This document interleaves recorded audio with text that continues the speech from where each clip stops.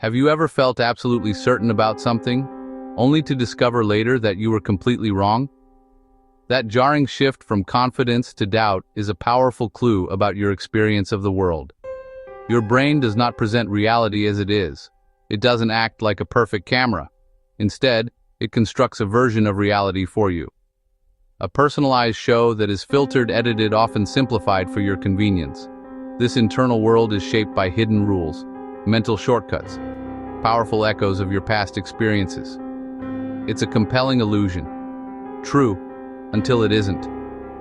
Our minds are built for speed and efficiency, not absolute truth.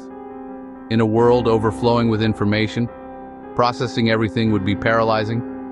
So the brain takes shortcuts. It makes educated guesses from incomplete information and learned patterns.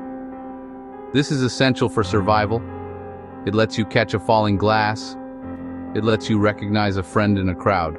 But those shortcuts also cause profound errors. They create biases and blind spots.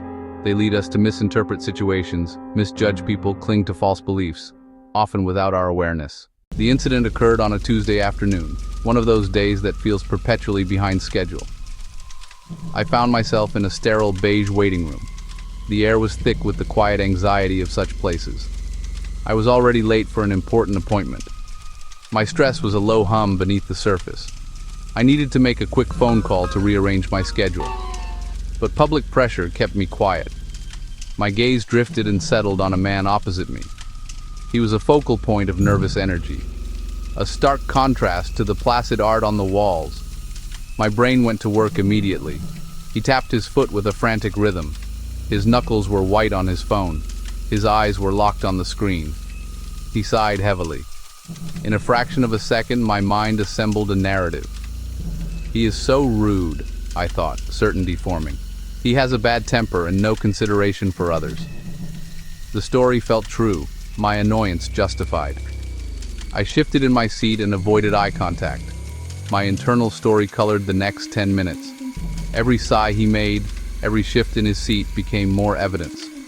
He was the character I had written, the impatient man.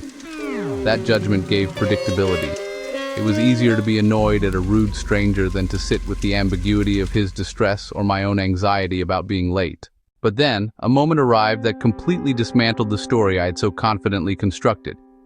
It came not as a dramatic confrontation, but as a hushed, fragmented phone call that cut through the sterile silence of the waiting room. The man's voice, when he finally spoke, was nothing like the aggressive tone I had imagined. It was a choked whisper, thin and brittle. And in that instant, the entire emotional landscape of his face shifted. The anger I had projected onto him dissolved, replaced by an expression of pure, unadulterated terror. He wasn't angry, he was terrified.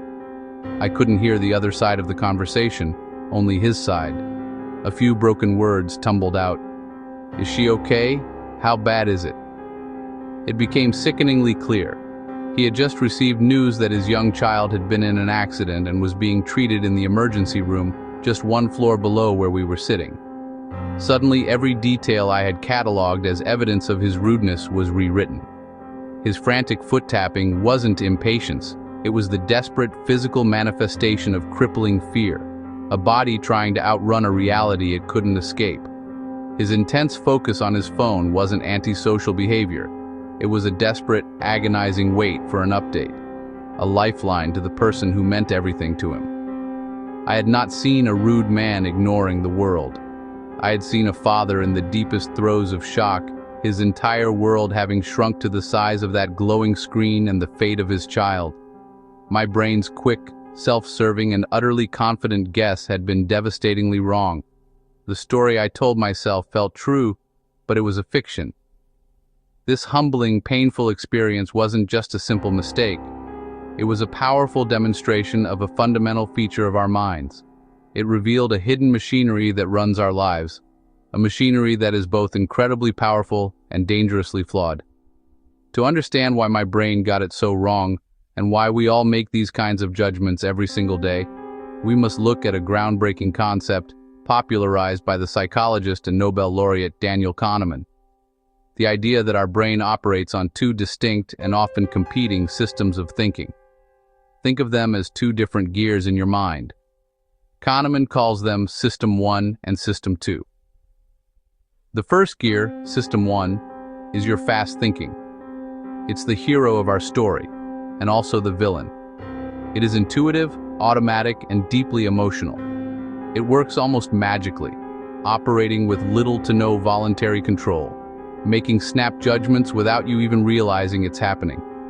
It's the part of your brain that answers 2 plus 2, that turns your head toward a sudden sound, that feels a pang of disgust at a spoiled food. It's the system that recognizes a familiar song within the first few notes, that navigates you home on a well-worn route, that makes you jolt at a shadow in your periphery before you even know what it is. It's a survival mechanism, honed by evolution to make rapid assessments of threat and opportunity. It's incredibly efficient, but this incredible speed comes at a cost. To be fast, System 1 relies on shortcuts, what we call heuristics. It uses generalizations, stereotypes, and emotional cues to build a plausible story as quickly as possible. It doesn't wait for all the facts. It jumps to conclusions based on the most easily available information and patterns it has seen before. In the waiting room, my System 1 saw a man with tense energy, a tapping foot, and a focused gaze. It quickly searched its database of past experiences and matched those signals to the most common pattern: angry or impatient. And crucially, it didn't present this as a guess or a hypothesis. It delivered that conclusion to my conscious mind as a feeling of certainty, a feeling of knowing. The brain absolutely loves this system. Why? Because it's metabolically cheap. It conserves our most precious mental resource, attention. It allows us to navigate a complex world without being overwhelmed. But there is another gear. The second system, System 2, is our slow thinking. It's a more recently evolved part of our cognition. It is conscious, deliberate, analytical, and logical. This is the system you engage when you solve a difficult math problem, compare two different products for a major purchase, or try to learn a new skill. It weighs evidence, considers multiple viewpoints, and performs complex calculations. My System 2, had it been engaged, could have intervened. It could have asked the simple, powerful questions. I wonder what is causing that man to be so upset. Is there another explanation for his behavior besides anger? What if my first impression is wrong? But here's the catch. System 2 is lazy. It's metabolically expensive and deeply effortful. Our attention and mental energy are finite resources, and System 2 burns through them like a high-performance engine burns through fuel. Because of this cost, we default to the path of least resistance. We live most of our lives guided by the quick, intuitive, and often flawed judgments of System 1. Our slow, logical System 2 only tends to engage when System 1 is surprised, when we're explicitly tasked with a difficult problem, or when we consciously recognize the stakes are high enough to warrant the effort. My brain, comfortable in its first story, saw no reason to switch gears. We often think of our brains as a high-definition camera, faithfully recording the world as it is. But the truth is far more complex and far more interesting. The brain doesn't just record reality, it actively constructs it. It fakes reality by filling in missing information. Your brain is not a passive receiver of information. It is an active, creative storyteller, a master weaver. This is a core survival mechanism. In a world overflowing with sensory data, it would be impossible to process every single detail. So the brain takes shortcuts. It builds models of the world based on past experience and uses them to predict what's coming next. It takes fragments from your eyes, ears, and other senses, a flicker of movement, a snippet of conversation, the texture of a surface, and weaves them into a seamless, coherent narrative. It abhors a vacuum. Uncertainty is metabolically expensive. It requires more energy to process. So the brain has a powerful drive to resolve ambiguity and create a complete picture, even if it has to invent the missing pieces. The brain rushes to fill any blanks with plausible details, drawing from its vast library of memories, assumptions, and beliefs. This happens constantly, automatically. You perceive a whole table from just seeing two legs. You understand a sentence even if you missed a word. See a blurry photo of a park, and your brain instantly supplies the details. The feel of green grass, the rough texture of wooden benches, the sound of rustling leaves. It's not just seeing, it's simulating an experience. This predictive storytelling process is incredibly useful.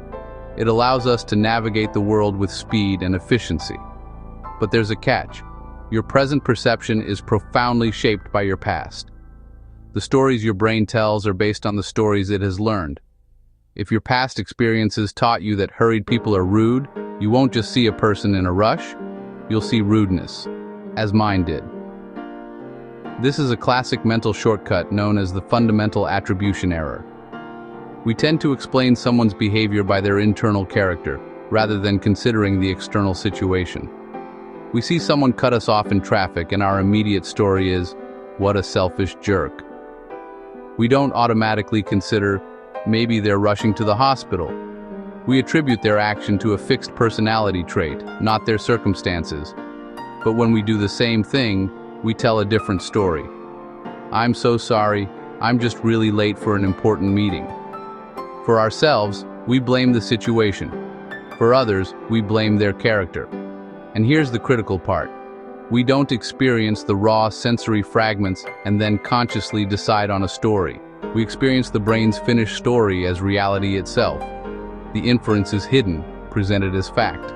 The mind is not a camera, it's an artist. And like any artist, its interpretations are shaped by its unique style, its current mood, and its body of previous work. In human terms, our biases, our history, and our motives. Because the brain's primary goal is efficiency and survival, it prefers comfort and order. It craves certainty. This leads to one of the most powerful biases of all, confirmation bias. It doesn't want a story that's complex, challenging, or ambiguous. It wants a story that's simple, neat, and, most importantly, consistent with what you already believe. Being right feels safe. It feels good. It reinforces our model of the world. Therefore, new information that challenges your existing beliefs is perceived as threatening. This creates a feeling of mental discomfort, a kind of psychological static known as cognitive dissonance. To avoid this discomfort, the brain's storytelling machine gets to work. It actively seeks out confirming evidence. And it conveniently ignores, dismisses, discredits, or reinterprets any contradictions. It's like wearing a special pair of glasses that only allow you to see what you already expect to see. Everything else remains blurry or invisible. You notice it, you remember it, you share it. And you skim past, forget, or instinctively distrust the rest. This is amplified by another shortcut, the availability heuristic. We judge the likelihood of an event based on how easily examples come to mind. Because news reports about plane crashes or shark attacks are dramatic and memorable, we overestimate their frequency while underestimating more common but less vivid risks, like car accidents. The most available story becomes our perceived reality. Think about it. What recent news story has made you feel anxious about something that is, statistically, very rare? That's the availability heuristic at work. Through this combination of biases, our beliefs become self-sealing and highly resistant to change. We build our own echo chambers, not just online, but inside our own heads. Once I labeled the man in the waiting room as rude, every subsequent action was filtered through that lens. Him checking his watch? Impatience? Him sighing? Annoyance? Every piece of data was recruited to fit the case. I wasn't observing reality. I was building a case for a verdict I had already decided. My brain wasn't a detective searching for the truth. It was a lawyer arguing for a predetermined conclusion. And the most convincing story it told was the one that made me feel right. Now that we understand the shortcuts, two speeds, storytelling, confirmation, how do we counter them? The first and most powerful tool is simple, the pause. When strong emotion hits, anger, fear, sudden certainty, fast thinking is in control. Chemicals demand an immediate reaction. The most effective action, do nothing. Simply stop. Take one deliberate, slow breath. You interrupt the reflexive loop, like hitting the space bar in your mind. In that pocket, the slow, analytical system comes online.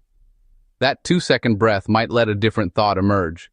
The pause creates a fork in the mental road, a switch that lets you choose conscious thought and curiosity. Next, challenge the first story with one question. What else could this be? Introduce alternatives on purpose. Perhaps he's in pain, nervous about an interview, waiting for difficult news, has a medical condition. Then ask, what facts do I have, and what am I assuming? Facts. Tapping foot, gripping phone, sighing. Assumption, he is rude and impatient. Expose the inferential leap, a guess, not a fact. Step outside your head, describe it to a calm, trusted person. It sounds like he was scared, not angry. Could being late make you more irritable? Like an editor for your thoughts, spotting plot holes. Practice builds a new habit, skepticism toward your own certainty. Think twice, your future self will thank you.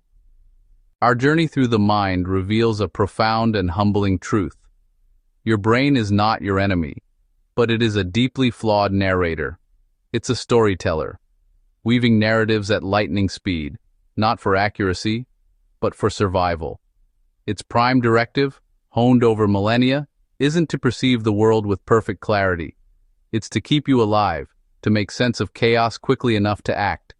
This fundamental mission shapes every thought, every feeling, every judgment you experience. It's a feature, not a bug, but one that requires our conscious attention in the modern world. This brilliant survival machine, with its fast thinking, its instinct to fill in the gaps, and its powerful confirmation bias, is a marvel of efficiency. It helps you navigate the overwhelming complexity of daily life without being paralyzed by analysis. Think of it as your brain's autopilot system. It makes thousands of micro decisions for you, from tying your shoes to navigating a familiar route to work, freeing up your conscious mind for more demanding tasks. These shortcuts, these mental heuristics, are designed to keep you safe and decisive. They allow you to instantly recognize a threat, make a quick judgment in a social situation, and stick to your convictions. Without them, we would be lost. But here lies the paradox. In the intricate landscape of modern social life, these same survival mechanisms often backfire. They become the very source of our most painful conflicts, fueling misunderstandings with loved ones, reinforcing unconscious prejudice against strangers, and building the walls of our own limiting beliefs. The snap judgment that saved an ancestor from a predator now causes you to misjudge a colleague's intentions in an email. The gap filling that helped piece together a sparse environment now creates entire fictions about why a friend hasn't texted back. So, what is the solution? The goal isn't to shut down this incredible machine or to stop the show your mind is constantly producing. That's an impossible, exhausting battle. The goal is to change your relationship with it. It's to become a wiser, more discerning audience to your own thoughts. This is the art of metacognition, thinking about your thinking. It's the practice of learning to work your mind, not be blindly led by it. It's about creating a small but powerful space between a thought and your reaction to it. This doesn't require years of training or a radical life overhaul. It can begin with a single, humble practice you can try today, a mental tool to keep in your back pocket. The next time you feel that familiar surge of absolute certainty, of righteous anger, or of swift judgment, that feeling that your brain is screaming a simple, urgent truth, I want you to execute 3 simple steps. This is your cognitive circuit breaker. First, just stop. Don't act. Don't speak. Don't type. For just 1 second, interrupt the automatic chain reaction. Visualize a pause button on the moment. This single act is a declaration of intent. You are choosing not to be a puppet of your initial impulse. Second, take 1 intentional breath. Inhale slowly and exhale completely. This is not a spiritual platitude. It's a neurological intervention. A slow, deep breath activates your parasympathetic nervous system, the body's brake pedal, calming the fight-or-flight response that fuels reactive thinking. It brings your prefrontal cortex, the slower, more rational part of your brain, back online. Third, ask yourself 1 critical question. What else could this be? Then, try to name 1 verifiable fact and one story or assumption you've layered on top of it. For example, the fact is, my boss hasn't replied to my email from this morning. The assumption is, she's ignoring me because she's unhappy with my work. This simple act separates reality from the narrative your brain has constructed. Stop. Breathe. Ask. The entire process takes less than 10 seconds, yet its impact is revolutionary. It's a moment of deliberate rebellion against your own automaticity. In that tiny gap you create, you take the reins back from your automatic brain. You shift from being the main character swept up in the drama to being the wise director, observing the scene and choosing the next move. With practice, the benefits compound. You'll find yourself making better decisions under pressure. You'll cultivate more empathy, realizing that others are also living inside their own brain-spun stories. You'll experience fewer emotional whiplashes, those exhausting swings from anger to regret. You start responding to the world instead of just reacting to your interpretation of it. The world itself begins to shift. It transforms from a stark black and white stage of heroes and villains into a world of nuanced, vibrant color, filled with complex people and ambiguous situations. Your brain will still guess fast. That's its job. It will continue to offer you simple stories and quick judgments. But you'll be ready. You'll greet its offerings not with blind acceptance, but with a gentle, healthy skepticism. So when a thought arrives that feels loud, urgent, and absolutely certain, especially when it does, recognize it as a signal. This is your brain's fast-thinking system at work. Don't fight it, but don't surrender to it. Just give it space. Grant that thought a single, conscious breath. Challenge it with a small, curious question. Is that 100% true? What am I not seeing? What's a more generous interpretation? The truth you uncover may be less simple, less comfortable, and less immediately satisfying than your brain's first draft, but it will be far more real. This is the foundation of wisdom. Not having all the answers, but learning to question your own certainties. It is the discipline of seeing the world as it is, not merely as your brain wishes it to be for the sake of simplicity and speed. The truth, in our relationships, in our work, and within ourselves, is always worth the pause. If this journey has shifted your lens, even slightly, consider subscribing. We'll continue to explore the practical neuroscience that helps you think clearer, connect deeper, and see the truth, one breath at a time.